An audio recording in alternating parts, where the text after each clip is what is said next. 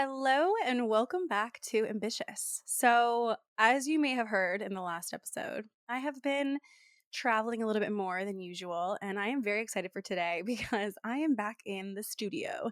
And I don't know, there's just like this aspect of like comfort when you're surrounded by the lights and the big cozy chair and the same environment. It just gets me into like the ambitious podcast mindset. And so while I love the ability and like I am very grateful to be able to record on the road, if you will, there is just something better that really just hits home from being in the same old spot. So very happy to be back in the studio today. You may hear a little bit from my voice and a couple sniffles along the way. I am battling some kind of cold virus situation. And so if you see a couple Kleenexes or sniffles happening throughout, I am good. I sound worse than I am. So I was like, I want to record today. We've got lots to talk about. We got lots to dive into. So disregard my little bit raspy and sniffly voice because we are going to be getting right into the meat of it today.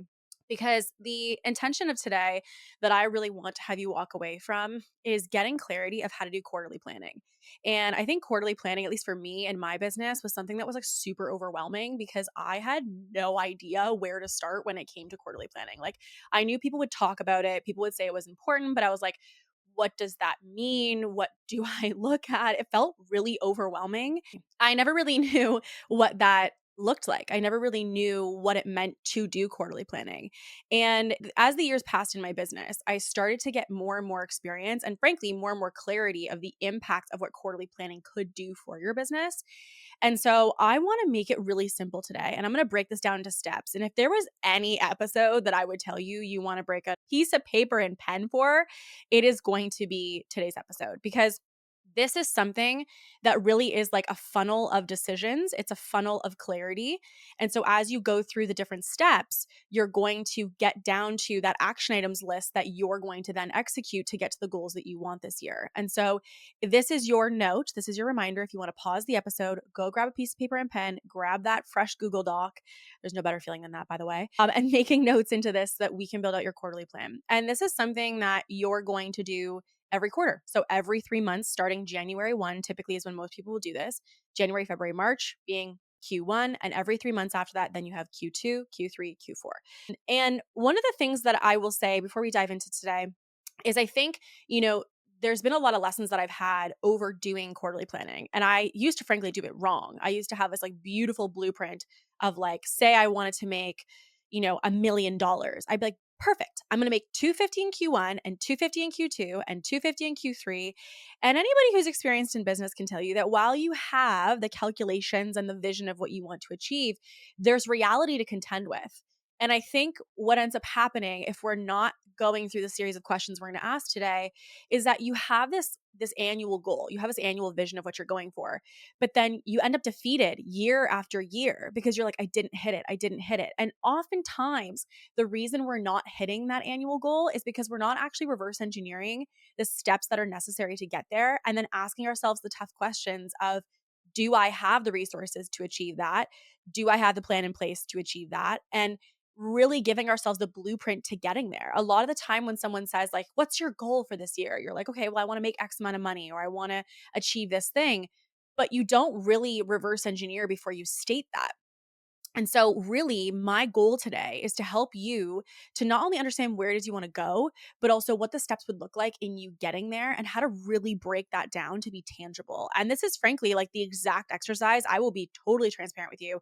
This is the exact exercise that I walk through with a lot of my scaling clients. Like, of course, we go into micro detail and we plan it out with them, but this is something like we're going to cover high level today of some of the core questions that I ask them and the things that I support them with. So without further ado, let's get right into it. One of the things that I think has been a big lesson in business and, in my scaling journey is that to achieve more, to have a bigger business, to do more doesn't mean that you have to be doing more. So to do more revenue doesn't mean you need to be doing more things. And I know that kind of breaks your brain because you're thinking, well, it must be I have to do more things than I'm doing right now, i.e. working harder equals making more money. And it's interesting because it's probably one of the least true things when it comes to scaling. Scaling at its basic essence really is a matter of subtraction and not addition. And so there's a quote that I really resonate with, which was, while planning and being busy makes you feel productive, it is only action that is truly productive. And so oftentimes a lot of business owners get stuck in the busy because when we're busy, we feel like we're achieving things, right? We feel like we're moving the needle. But then you end up being super busy all year and you're like, wait a second, why do I feel like I've been in the depths? I've been in the weeds of stuff right now. And yet I feel like I'm basically the same place that I started. How am I doing more than I've ever done? But yet I have potentially the same, if not less results. And you're thinking, how is that possible? And that's because to scale is not actually about just doing more things, not about being more busy. It's about being really intentional, the actual execution of what you're doing and the actions that you're taking, and being conscious of what are those things that are going to move the needle for you. And so, another thing that was really helpful for me when I started to look at planning in our business and planning other people's businesses was another quote of 20% of your input right now is what's getting you 80% of your output. Okay, I'm going to repeat that. 20% of your current input is what is getting you 80% of your current output. Now, what that means is that even though you're like, I'm doing all the things, I'm doing the trainings and I'm building the content, I'm doing the email marketing and I'm potentially going to refine my blog and listen, I know you're doing all the things right now. The thing you want to keep in mind is only 20% of the things that you're actually working on right now are the things that are actually generating 80% of the results you're seeing. And I know that can be defeating, right? Because we think well, then why am I doing the other 80% if only 20% is leading to any kind of result? And this is the whole idea when it comes to scaling. It's about really looking at what is that 20%? What are the 20% of the things that we're doing right now that are moving the needle? And how can we double down on those instead of just simply adding more and more and more things? And so, the first place we start, which a lot of people think about, okay, what's my strategy? What's my marketing strategy? What's my sales strategy? Tell me what the strategy is, Kate. And the best quote that I heard from a mentor, this is not my quote, so I have to give credit where credit is due. This is the quote that says, "You do not have the business you want because you have not become the person to run it yet." And this is a quote I heard from a mentor, and it really solidifies stage one of quarterly planning, which is actually figuring out if you want to have a certain type of business, do you even know who the person is you need to become to have that business? And asking yourself the tough question, are you the person to run the business that you say you want?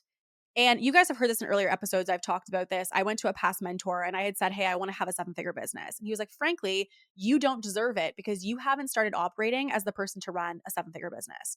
So until you do that, you are capping your own success and you will never have that business because you haven't embodied the kind of person you need to be to have that business. And so the first place we actually start when we're going to go into anybody's quarterly planning is to really look at the people, not just the process or the strategy. And so we have these kind of two different buckets that I work through with people, which is what we consider to be the small self and the soar self. And so the small self basically being the ways in which you're playing small right now, the ways in which you're making yourself small and frankly, indirectly making your business small. And so what I want you to do is I want you to kind of think about having a piece of paper and on one side, you're going to put the picture, you're going to write picture. And on the right-hand side, you're going to put qualities. Okay. So one of the first questions I want you to ask, you're going to note these all down on the left-hand side, is what is the picture of how you're playing small right now? And I'm going to give you some examples to get the ball rolling for you. Maybe you're not eating healthy. You're somebody who feels like you constantly fear rejection. You feel like you kind of feel sluggish every day. And, the main way in which you recharge your energy is to watch Netflix and have wine daily. You feel like you need to do the mindset work, but you're not really doing it daily. You don't really have a daily practice. You feel like you are constantly spending all the money that you make, and you're not really looking at the long-term vision of how you want to reinvest back into the business. You tell yourself maybe right now that you're going to post on TikTok, or you're going to start that podcast, or you're going to sell daily, but then you find time after time you don't end up doing it. Right? So I want you to really take a critical look and almost like if you could observe yourself and you could watch yourself. What are you doing right now? What is the way in which you're operating? What are the ways that you feel like you're playing small, that you're holding yourself back? Right? What are the things, maybe a better question is, that you say you're going to do that you're not actually doing and that you really ultimately want to change? So I want you to list a couple of those, and that probably could be anywhere between, frankly, 5 to 10 different things that you observe about yourself and the ways of which you're behaving or acting right now that you feel are a representation of the way in which you're playing small. Okay? So on the right-hand side, now that we have that list, You're then going to look at that list and say, well, what kind of qualities does that person present? And this quality question is really important. And I talk to clients about this because I said, tell me how you live, and I will tell you the results that you're going to have. So tell me how you live in your life, tell me how you live in your business, and I will tell you the results you're going to have. And this is, by the way, not just in business. This is true of any goal. If I was to watch your relationship or your dynamic, that tells me the type of relationship that you're going to have. Or if I was to watch what you eat day to day, that tells me probably the gut health situation you've got going on. If I was to look at the business habits that you have day to day, that tells me the type of business outcomes you're likely going to achieve. And this is why we can look at a day in the life of a business owner who's making, let's just say, 2K a month. They just started their business, to somebody who's doing 8 figures in their business. The way in which they operate their day can be extremely different. And as a result, their results are very different. And so the reason we start here is we need to get clarity of who do we need to become to have the business we want. So we start on the left with a picture of how we're operating now. And the step 2 of this is looking at what are your small qualities. So now we know our small picture. Step 2 is what is our small qualities. And what I mean by this is I want you to look at those actions on the left-hand side. And I want you to ask yourself, if I was to see those actions, if I was to see those behaviors, what do I believe to be true that that person probably has as the value system that they operate from?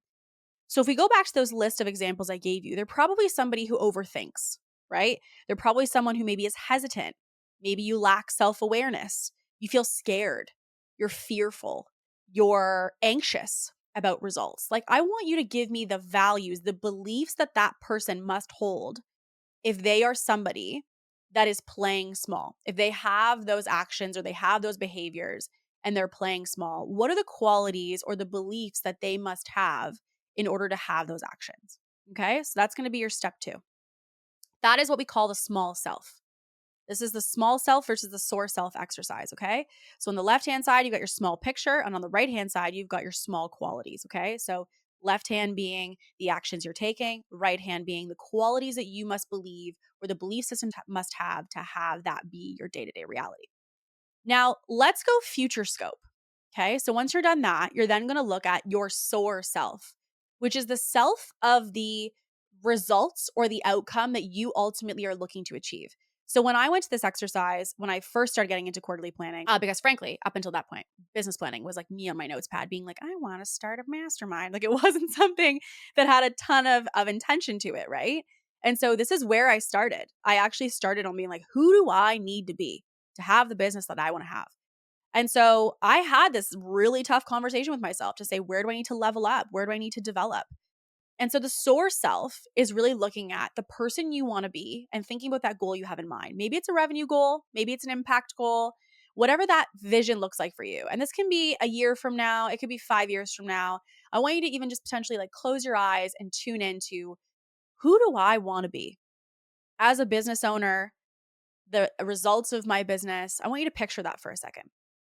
Now that you have that picture, I want you to ask yourself, what does that person's day-to-day look like? What kind of actions do they take? What kind of reality do they have? What kind of behaviors are they possessing? And examples being, maybe for me, it was, the fact that I really was somebody who was intentional about what I ate. I really focused on feeding my body with fuel. I was somebody who had some aspect of movement every day, and I would either work out or go for a walk, or I had something that was kind of more moving my body, taking care of the machine that was going to build this business. I had time to connect with friends every single week, and I really put emphasis on my relationships, both personal, like with friends, and also with my partner. I would be somebody who takes self-care as a priority. And I would really focus on sleep and recharging and, adding aspects of new understanding and new learning every single day to develop my skill sets.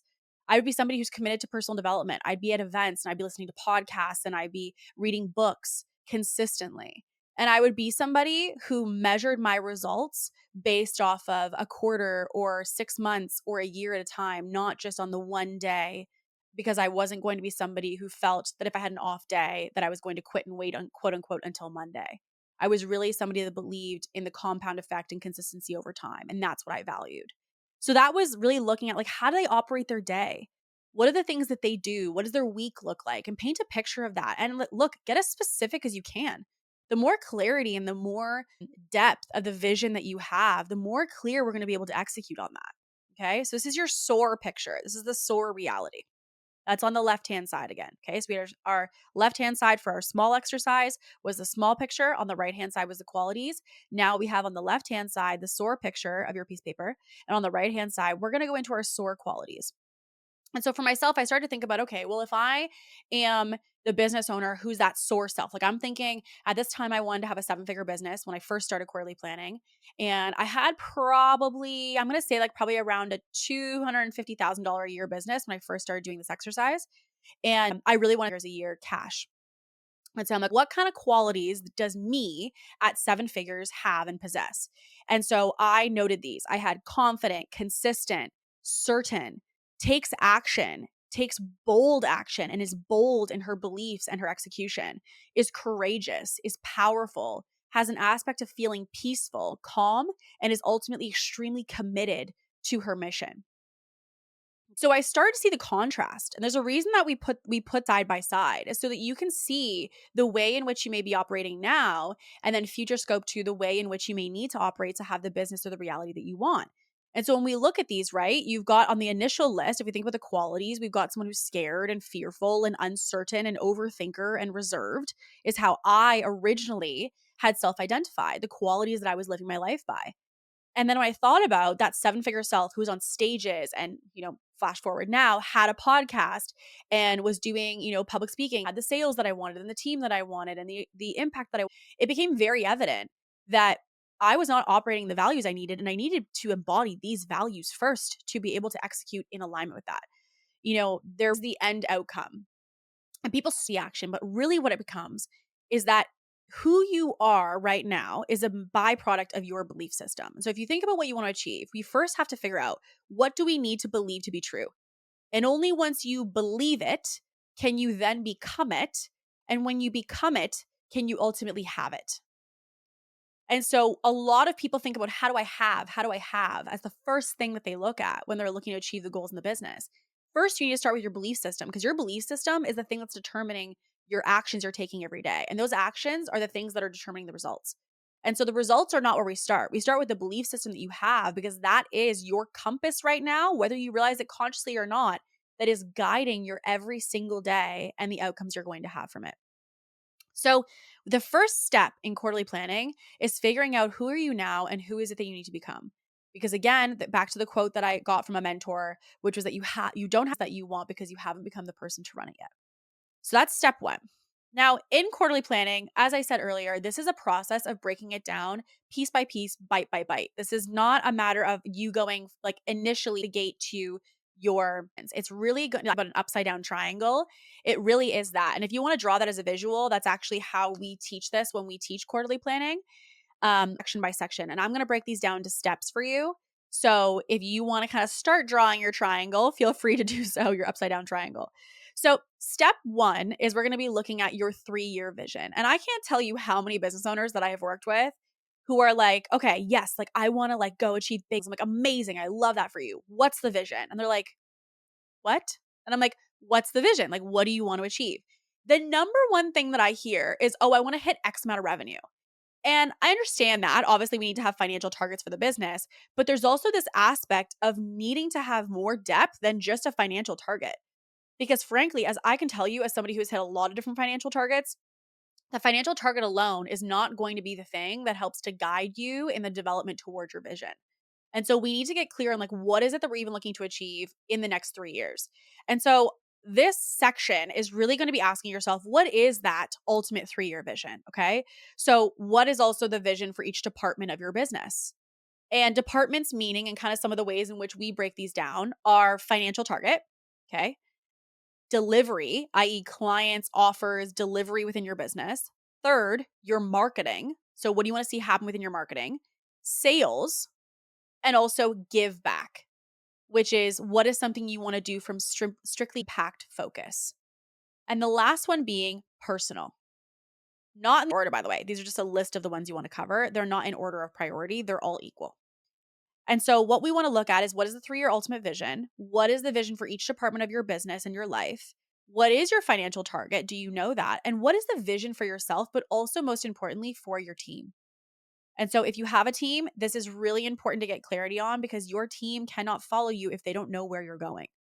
They're not going to buy into your vision and your path and your milestones if they feel like it's kind of, the blind leading the blind, right? Like, we need to be at a place where we feel like there's an act of being able to say, I have, and I know where we're going, follow me.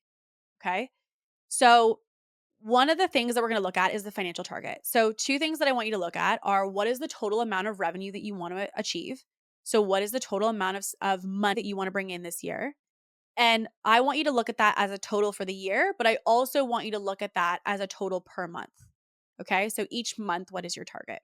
Now, the thing with financial that we also can look at is that you can also have more depth to this, which is, do you have a certain number or a percentage of what you want your expenses to be at? Do you have a certain amount of profit that you're looking to achieve each year? Do you have a certain amount maybe that you're looking to pay yourself as the CEO in salary or in some kind of benefit to yourself? So we want to get depth of, like, what is the target for the business financially? And so, what is the annual revenue? What does that look like per month? Profit, expenses, as much detail as you can give is going to be best. Okay. Then we want to look at delivery. So, like, for an example, like case study here, I have 192 clients served a year at 6K, which means that in total, you would need 16 new clients a month. Also, with delivery, one of the goals of this client that I'm using as a case study is that they wanted to build out a panel of co-coaches to coach their one-to-many offerings.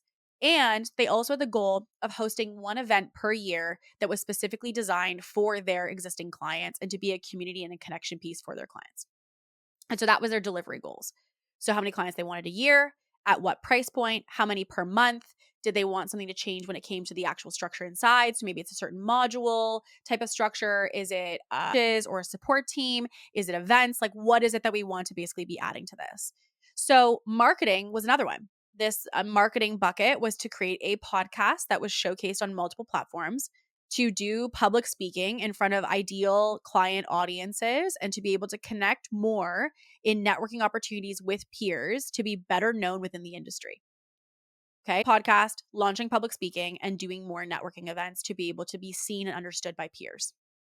Targets for that person for that year. This person had the goal of having a full-time sales booker in their business. They also wanted to have a full-time closer, and they had also the goals when it came to sales, more of their sales to happen over messages rather than over phone calls.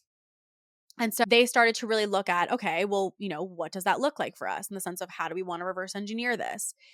There's the aspect as well of the give back section, and which is really a matter of, what do you want to do to actually extend the impact of your business? And what does impact in your business actually look like?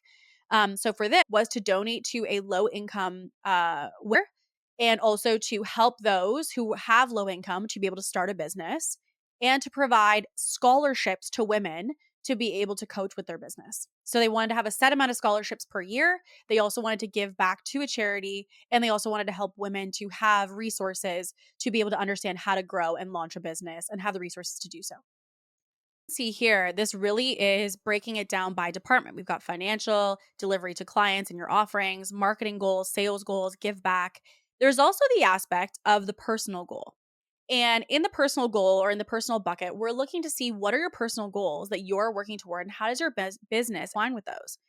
And so one of them being, which is very common for a lot of women that I work with, not for everybody, but there is a good majority of women in this phase of my business right now that I'm supporting, who are starting families.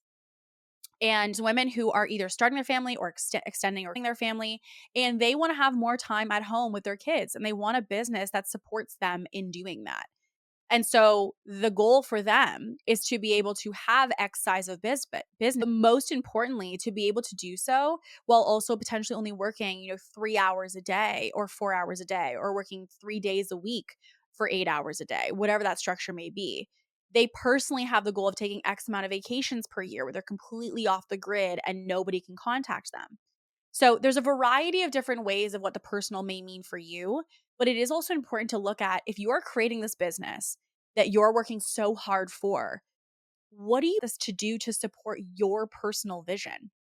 And so, like, for me, my goal is to have a very big business and continue to have a very big business. But I also, have the goal of one day being a mom, and I want to have the ability to take my kids to school in the morning and to pick them up at the end of the day, and that be the container of how I operate my day. That, like, when they leave, I work while they're at school, and when they come home, I'm done. Like, that is like, put the books away at 3 p.m. when I'm picking up from school. And other than that, that's my ultimate goal is to never need to be working when my kids are home.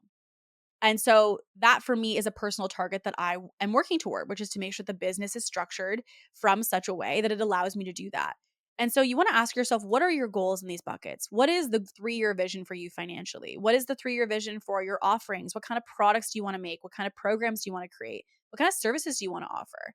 Is there a certain type of structure you want for your clients? Do you see a certain vision of doing events or a certain type of support for them? Marketing. What do you want to achieve in marketing? Do you want a podcast? Do you want to do public speaking? Do you feel like you want to, platforms that you're not on right now? Do you have a certain goal maybe when it comes to a certain following size or a certain type of exposure with your business, right? Sales. What are the sales kind of goals which that you want to have? Is there a certain, high certain type of staffing you want to have around sales?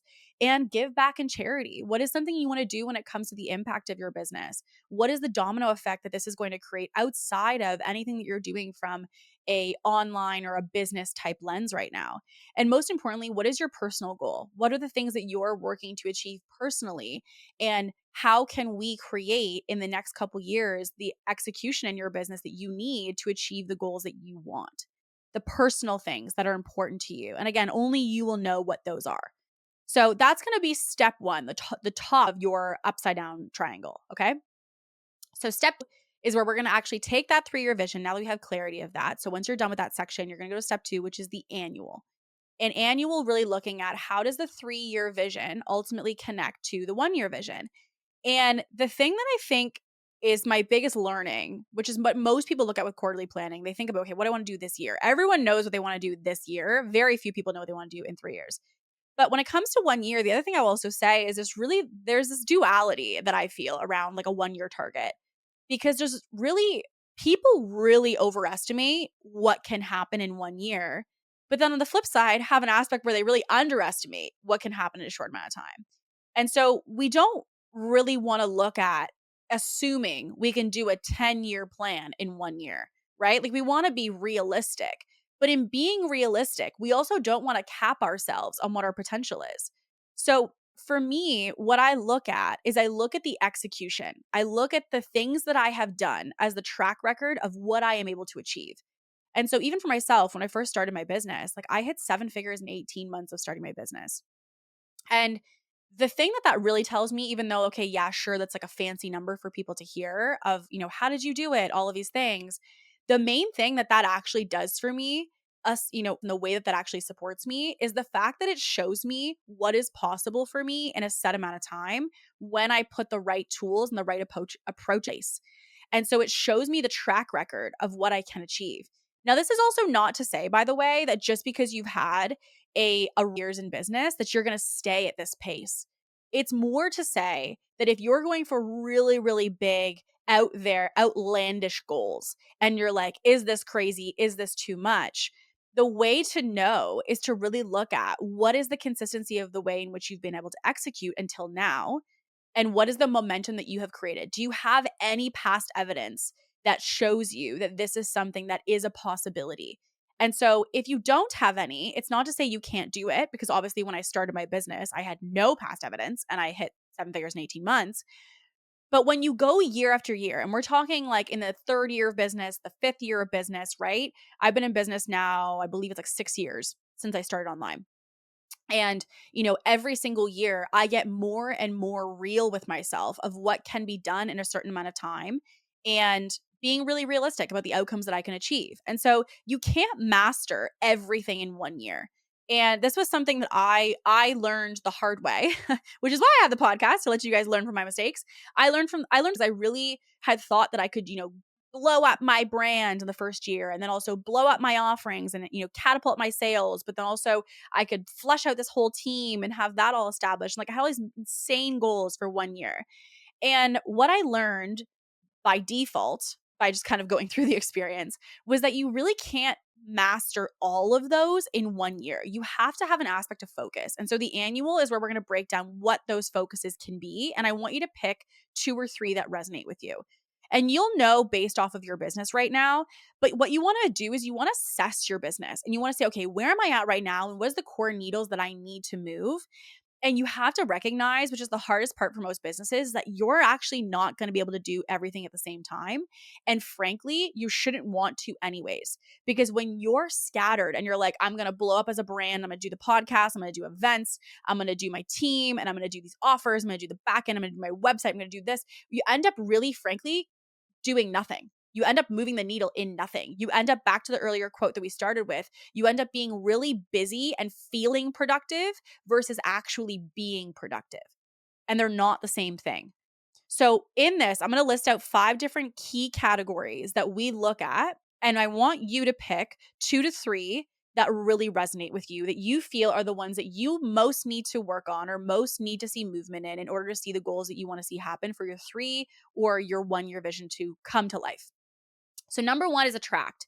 Do you currently attract enough leads? Do you have enough people who are consistently inquiring right now? Do you have enough traffic? Do you have enough eyeballs on your business and on your brand right now? And if you're like, no, then attract may be one of the pillars that you need to focus on, which is the ability to attract the right and consistent leads over time. So like, do we have consistent leads coming in? Are they the right people coming in?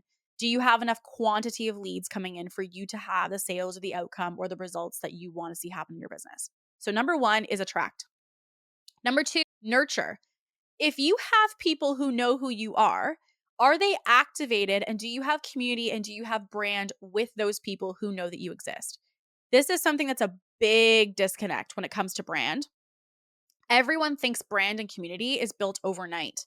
Brand is the byproduct of consistent community daily and the execution around that daily. And that is something that takes time and that takes effort. And that is something that needs to be created. It's not just because you post content, ooh, I have a brand. Yeah, you may have branding, but you don't necessarily have brand. Brand is basically the ability for other people to know about your business and speak about you in the light in which you hope them to every single day behind the scenes. And so when we're looking at nurture, which is number 2, you want to ask yourself, if I have attention, if I have leads, if I have interest, do I think those people are primed and warmed and kind of like eat up what I do? And frankly, this is something that in the earlier stages of my business that I really focused on, because even though I had people who knew that I existed, the people who knew that I existed weren't like piranhas for what I put out. Like they were people who I'd have inquiries, like I would have people who'd reach out, but I didn't feel at that time that I could post something and they would just eat it up and I would sell. Like now in my business, and I say this in the most, humble way, I have such a confidence in the ability to generate the sales and the outcomes for our business because I know and I focus a lot on the connection with the people in our audience, on serving you with answering questions on this podcast, being in my DMs and giving you coaching, being open to any questions that you have, doing Ask Me Anythings, going live and doing free coaching. Like I'm in it for the community. And so I know that because when I'm give, when I eventually go to ask now, because I've built so much structure around effectively giving, I know and I have this aspect. Obviously, there's always the ability of it not happening, but I have a certain aspect of certainty of what's going to happen. I have an aspect of predictability of what's going to happen. And that's because I focused on nurture for like a good 1 to 2 years in my business, really focusing on generating community. And so 2 is, do you have community? Do you have connection? Do you have an audience who eats up what you do? Do you have nurtured leads under your nose? And if you don't, that might be something that you want to focus on. 3rd is conversion. So if you are somebody who feels like, man, I have leads, like I have people who are interested in working with me, I have people who are reaching out to work with me consistently, but they just do not get over the finish line. Like I have the interest, but the interest doesn't convert into clients, then maybe yours is number 3, which is convert, right? So what are the ways in which you're converting leads into customers? And with that, do you need to pay more attention to that and put more of an emphasis on that in order to be able to grow your business? Third, which is your delivery to your clients, your offerings, and the support in which you give inside of those offerings. And so, with deliver, how do you deliver to your clients? And most importantly, what is the quality of your service? And this is something that I think is such a missed mark. Frankly, I see too many businesses that are focusing one of two things. You're so deep on delivery that you never market, or you're so heavy on marketing that you don't focus on delivery. And both are very, very important in just different ways. And so, delivery is the goal of really ensuring that your product is top notch before you ever go into creating anything else, another program, another service, another offering, another retreat, another event, whatever it may be. You should always be looking at the existing thing that you give people right now. Is that dialed in when it comes to results? The amount of businesses that I see that make new offerings when the existing offering is not getting people results, people don't feel supported, you're not getting referrals, and you're not getting renewals is criminal to me. You should not be creating any new product or offering if the existing ones you have are not knocking it out of the park. Because what it tells me as a consultant is that you're in it for the cash and the money of it, not to actually get people the results that you're promising them via the marketing. So the delivery is key. The delivery is essential to ensure that you have referrals and renewals, which are going to be the easiest way actually for you to scale your business. And so, do you have good quality in your programs right now? Do you have good delivery? Do you have good results? And do you have good referrals? Now, with that, we also want to look at, which is the next one, lifetime value. Lifetime value is how long is an average client staying with you? Right? So, do you have somebody that you feel like you're having this revolving door of clients? Now, if you have a revolving door of clients, the problem with that being you're going to need a heck of a lot of clients because you are on one door and they're out the other, right? And so to have your retention is not a matter of somebody inside your program. It's not a matter of just like keeping them there to keep them there. What we're doing with retention is we're creating an intentional customer journey of how someone can progress through our product suite, right? So, like, how can somebody come in to start to work with us and progress through with you when it comes to renewing with you, or when it comes to going up and upselling to a certain offer or downselling to a certain offer or something along that line? So, the thing that I'm also looking at as number 5 here is LTV, or better known as lifetime value. Do you have good lifetime value? I.e., do we need to be dialing in maybe a little bit more of your customer journey right now because the way in which people are going through your product suite and offerings is not actually intentional? So I'm going to highlight these again to give you some kind of, list through. And I want you to pick again, on average, 2, max 3 of these that you're going to be focusing on for this year. Number 1, attracting more leads and getting more eyeballs and more traffic to your business. Number 2, nurture, the ability to create community and hot leads that eat up what you do.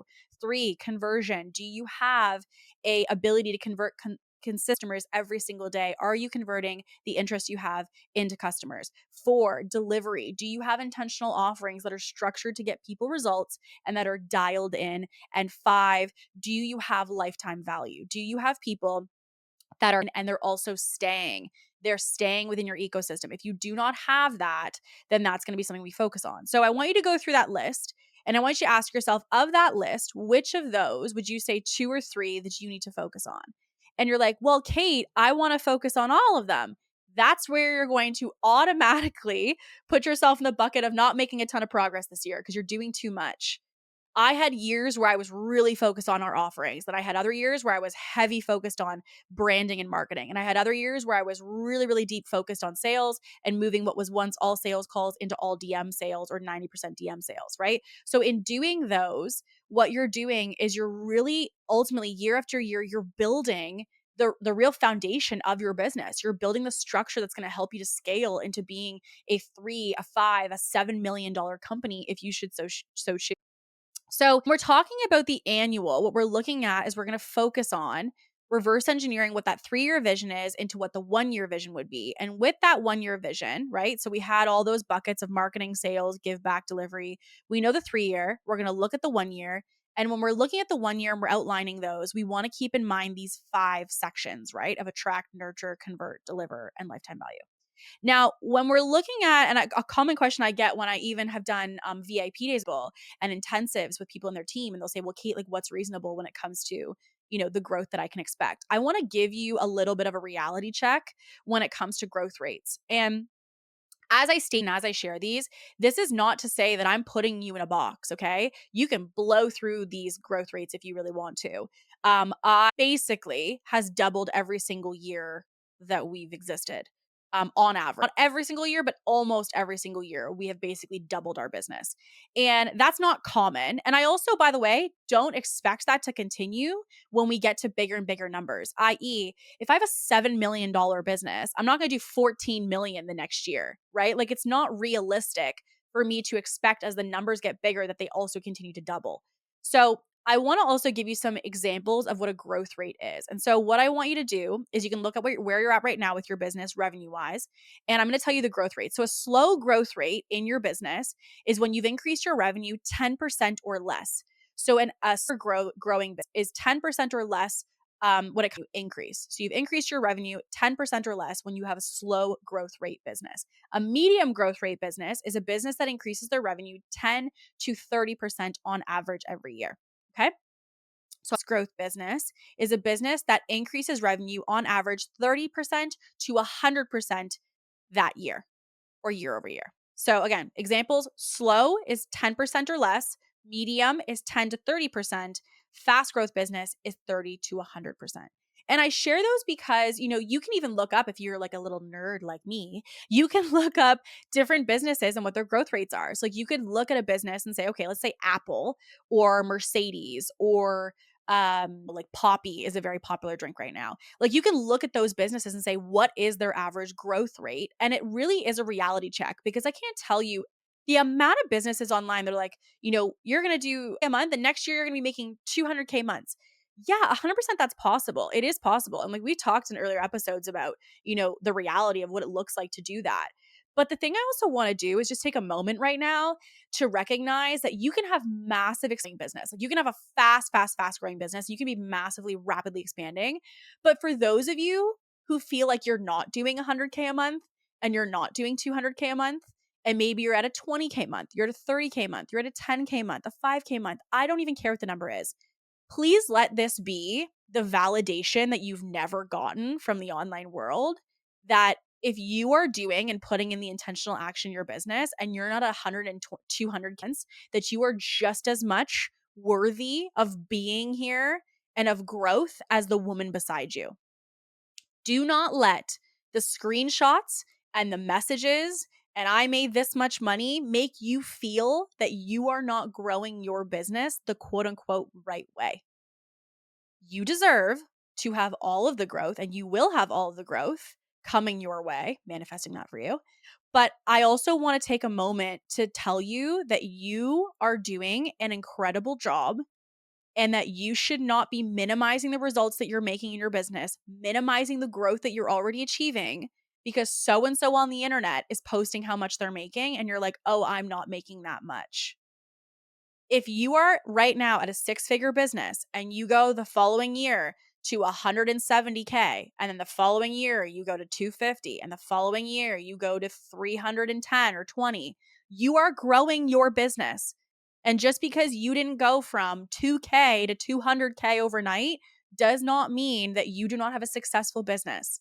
And I would caution you to go out to the real world and tap into the average growth rate of real businesses. And so, yes, there's this duality. Is it possible to achieve those things? 100% yes. It is possible that that can happen. But does it also mean that if it's not happening, there's something wrong with your business? No.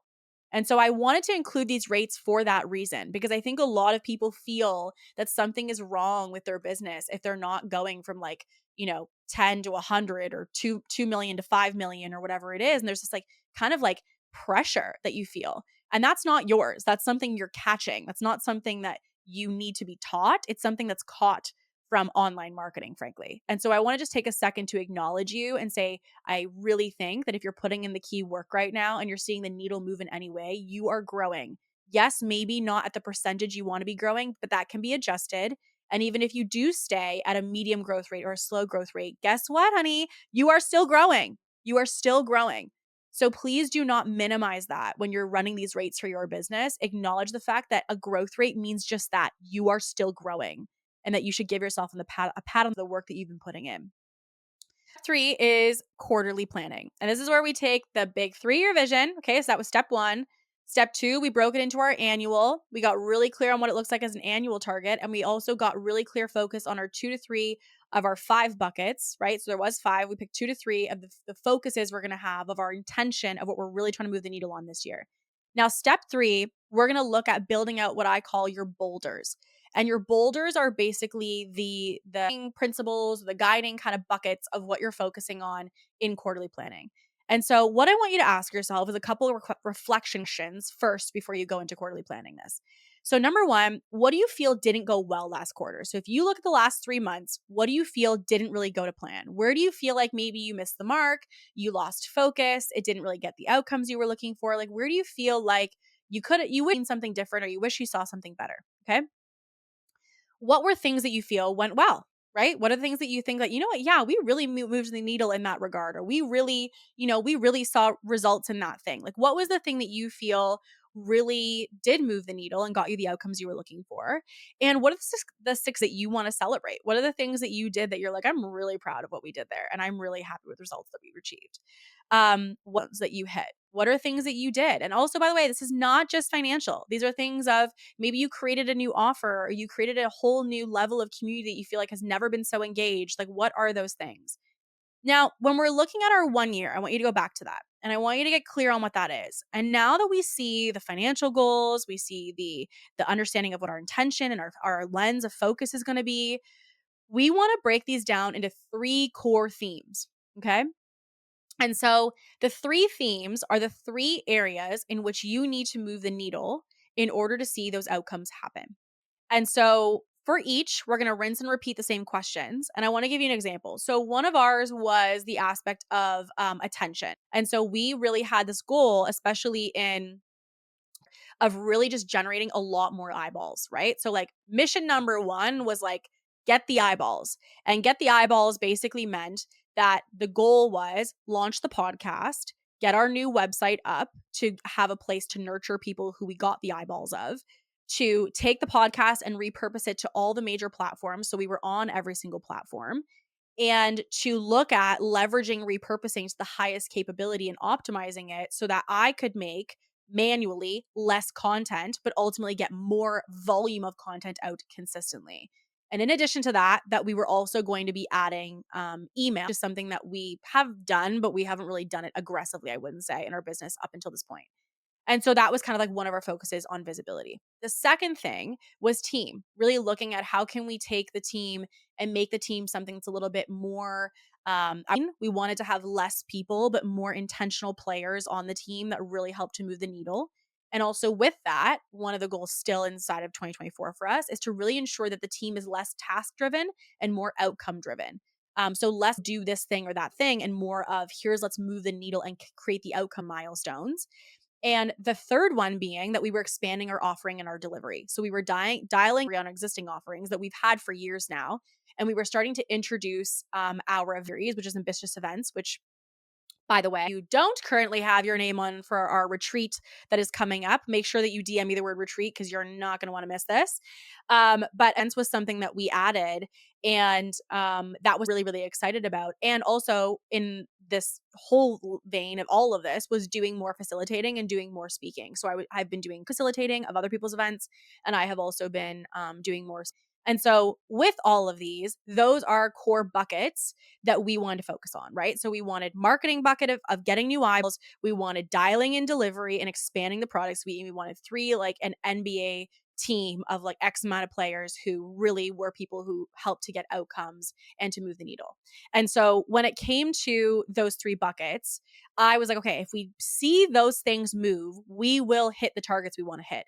Because if we have new eyeballs and we have the right offerings to help those people, and we have a team who can help us to support all of that back end stuff happening, we're all systems go. And so the way that you want to look at these 3 themes are, if you were to sit with these and you can kind of look at your list now and say, if there's 3 main things that I wanted to achieve, what would they be? What are 3 core focuses that I would have, and why? And for each one, you're going to answer these questions. Okay. So let's just take, for example, one of marketing. So the first one being desired outcome. Okay. So what is your desired outcome with this theme? What is this goal of this major project or theme, and how will you define success? So when you're looking at of what you want to achieve, how do you know you've done it? So like if I'm saying I want to attract more eyeballs, right? And I want to get more people to know who I am. Well, what's a metric of the way, or a way that I know that I even done that? So you want to define that. Second, you want to be able to also define what is the worst case scenario. So this is another thing I will tell you in business that I see often is a huge big mistake. People often will always acknowledge what would happen if they crushed in business, but they never actually acknowledge what would happen if they didn't achieve their goal. And because they never give a second to acknowledge that reality, it means that when it happens, they're completely blindsided and they feel like they don't know what to do with themselves because they're like, oh my gosh, the goal might not happen. When meanwhile, if you had planned for this, you plan basically for the minimum and you also look and envision the maximum. And so the second on this theme is the worst case scenario, which is define the worst case scenario of this goal. What would that look like? Like if you worst case in progress of this would look like we'd achieve blank, right? So desired outcome, what would you achieve? Second, worst case scenario, what would be the worst possible outcome for you if you're working on this that you'd be like, the bare minimum we could expect is blank. Now, third, we're going to ask for this theme is defining success. And this is specifically about getting an understanding of what are the metrics of a way that you can define success to get to your goal or to your target. And this is a list of the way you can like measure that you've done something. So how can you measure that you've achieved something? So for me, it might be followers, it might be amount of pieces of media that we got out, amount of episodes, amount of subscribers, amount of listeners, right? Like those are metrics that tell me in marketing that we are seeing success. Now, let's just say for example, your goal was delivery. It might be the amount of people of which a client consumes the modules, the amount of attendance rate that you have at your Q&As or your office hours or your one-on-one calls, the amount of calls that clients are booking inside of your program, the amount of people referring somebody, the amount of people that are renewing in your program, how many people are renewing or upselling or downselling. Those are metrics of seeing success in delivery, for example. So that's defining success. It's basically picking metrics of the ways in which you'll know that you're seeing the needle move a little bit, and how you're going to do that. And then got the last one here being the exact next steps, which is getting clarity of what are the specific action items that you need to do to achieve success. So remember, we talked about the desired outcome. Like this is the thing we want to achieve. And we looked at the ideal outcome. Second, we looked at worst case scenario, it's going to look like this. Third, we looked at if I was to achieve it, I would know because I would hit this metric. And third, on these steps.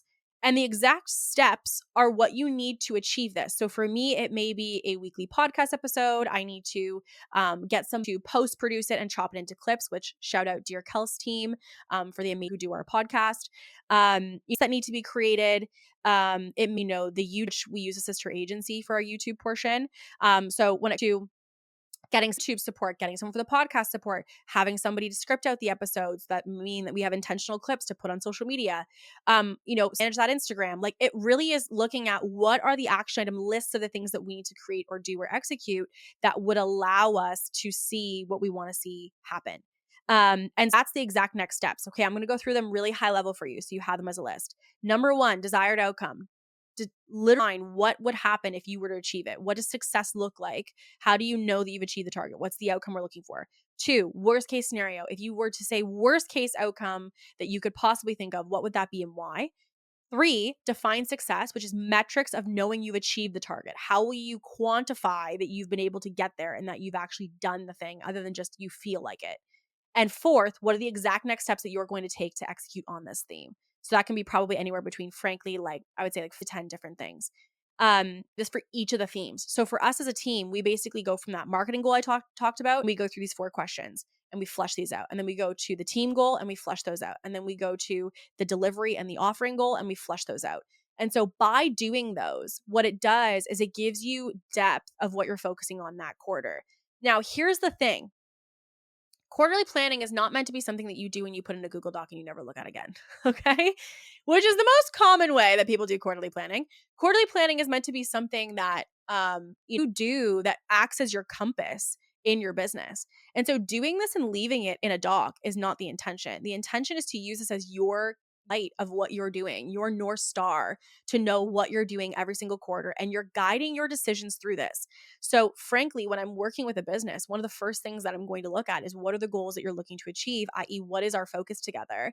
And then when I know what that focus is together and they come to me with a question like, okay, like, Kate, do you think I should do this offering? Or, Kate, do you think I should hire this team member? I'm like, well, what's your focus? Like, what are we looking to achieve? Because if I don't know what you're looking to achieve, then I don't have anything to test it based off of. If I know what your buckets are and what your themes are of what you want to do, every single opportunity that comes your way needs to be filtered through, does it fit these 3 buckets? And if it doesn't, it's another quarter type of conversation. And it means not to do it, but more a matter of the fact that you're going to park it more than anything else. And you're going to get to it later. So I really recommend using these. Have them somewhere that they're accessible to you. Have them somewhere that they're in front of you so you can see them consistently. So it kind of really ingrains in your brain what your focuses are and what you're measuring your focuses against.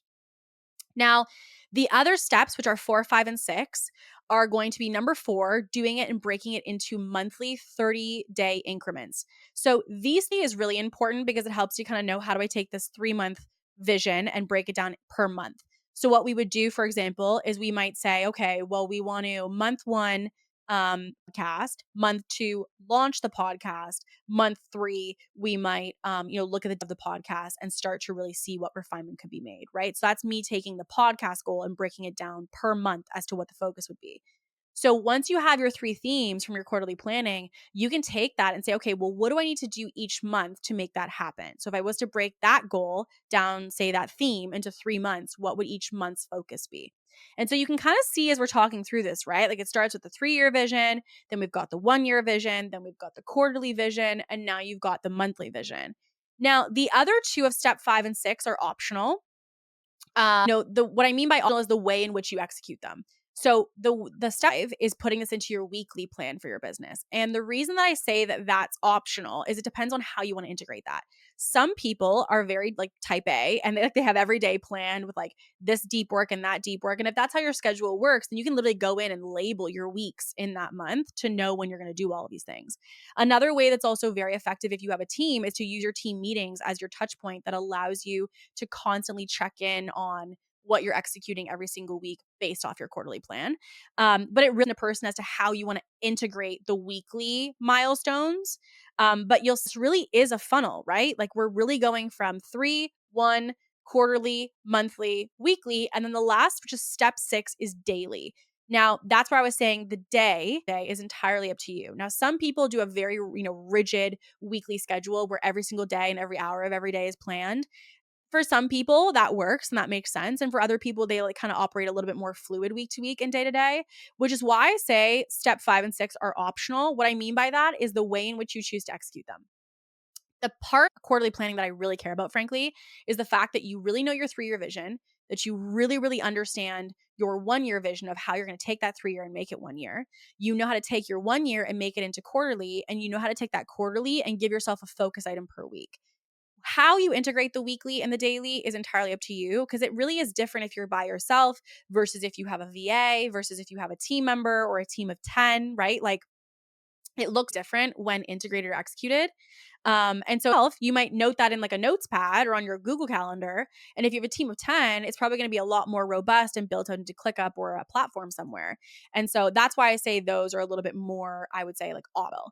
But really want to, circle back to is really what we kind of talked about at the beginning, which was the fact that today is to get really, really, really focused, right? The thing that we did today is we made some tough decisions. We got really tough with ourselves of realizing, are we the person we need to be to have the business we want to have?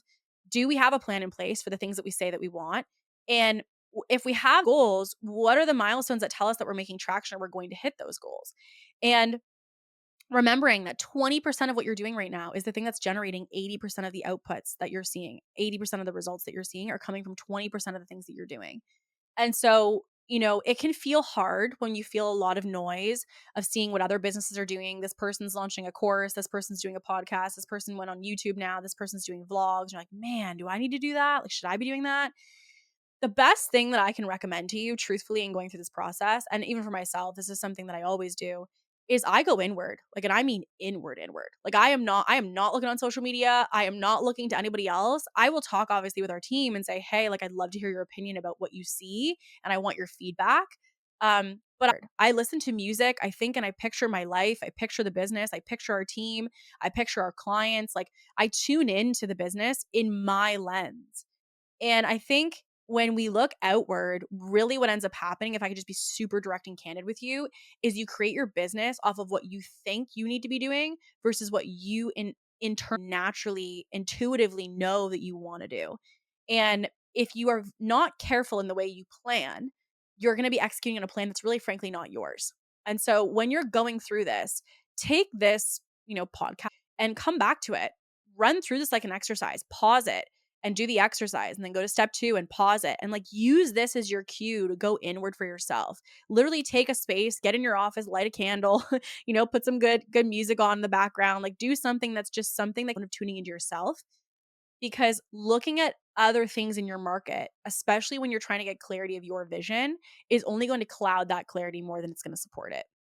And so I always recommend that you make this almost like a ritual for yourself, right? Like make this a practice, make this something that becomes something you enjoy to tune into yourself and your vision, less of just like, oh, this task I have to do in the business. Like it gets to be fun. This is the creative vision portion of what you're making. And so this can be something that you use as an opportunity for you to tune back into vision. Because when you first started your business, or maybe you're starting your business right now and you're like, man, the vision was so clear. I just had like so much dreaming happening. Tap back into the dreaming, right? Like this is where we get to tap back into the dream of who we want to be and the dream of the business we want and the dream of what that looks like. Like this is dreaming with structure. And so this really, really does help to make sure that when we ultimately have the business that you want to have 2-3 years from now, that that's actually based around something that you desire, and take it from somebody who has at moments lost my way in my vision because there was a lot of noise happening. And I'm grateful now to not be anywhere near that. But there was moments in my process that I had done things or that I had executed on certain ways or launched certain offerings or done certain things that I just, did because, well, this is what, the told me was the right thing. And instead of being like, what do I want to do? What am I creating here? What am I doing and why am I doing it? Why question really helps you to get clarity of knowing if it's yours or not. Because when you're like, oh, like I'm going to launch a course, I'm like, why? And you're like, well, because I think like everyone's launching courses. If I hear that, I'm like, go back to the drawing board because it means it's not actually yours. It's just something that you feel from an aspect of consumption. So protect your mindset and your perspective when you're going into this, because it is and it can be a very fun, playful process, an enjoyable process. But we want to make sure the plan you end up with is the plan that's actually yours. So being said, my friends, as always, I would love to hear your feedback on what came through for you with your quarterly planning. I would love to hear, maybe there was a download about your small self versus your soar self. Maybe there was a light bulb of something that was said today, or, an example that was given that you're like, ooh, that's the thing that I needed. And you guys know I say this every episode. I love to hear from you. Like it means the world to me that you tune into this every week and that you listen to these episodes. And I just with you guys on socials, on Instagram. So like I am never more than a message away. Slide into my DMs, Kate Perkovic on Instagram. Slide onto my DMs. I would absolutely love to hear from you. It fills my bucket, and I'm just always happy to support you guys in any way that I can. If you're listening to this, I know that you're an ambitious woman who's working on some big goals right now. And so if there's anything that I can do to, support you in DMs and give you any insight or advice, I'm always happy to. So always love your feedback, always here to support you guys. And with that being said, I will see you guys in the next episode. And as always, stay ambitious.